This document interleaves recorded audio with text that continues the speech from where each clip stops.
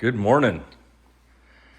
Just getting the day rolling. Got a huge mess to clean up here.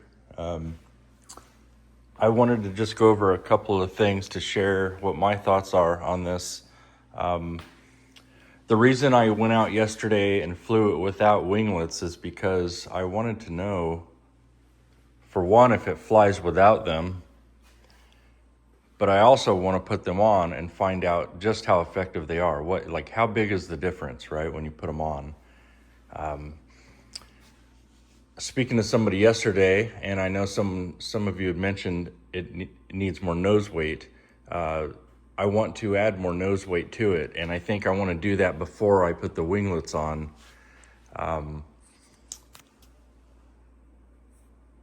And see what difference that makes, right? If I put the winglets on, yeah, it's going to potentially fix the yaw issue and I don't know if that's Dutch roll or what you call that, but definitely just becomes unstable. So I'm going to start with the nose weight and see what impact that does to it. Once I get comfortable with where that is,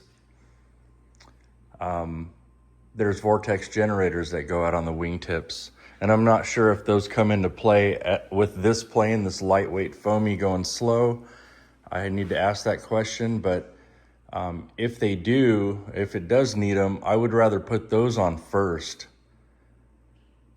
than the winglets, because I feel like the winglets are going to be, they're going to make quite an impact on how it flies.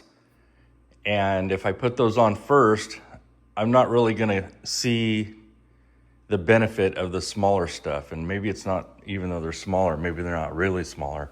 Those vortex generators on the leading edge are those little tiny things on the other plane. Here, let's see.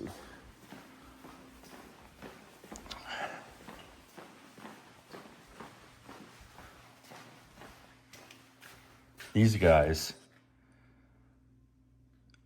I want to put those on it as well. But if I run the winglet, I may lose. I may not be able to really tell what these are doing. So, and then this zigzag tape as well probably will need to go on.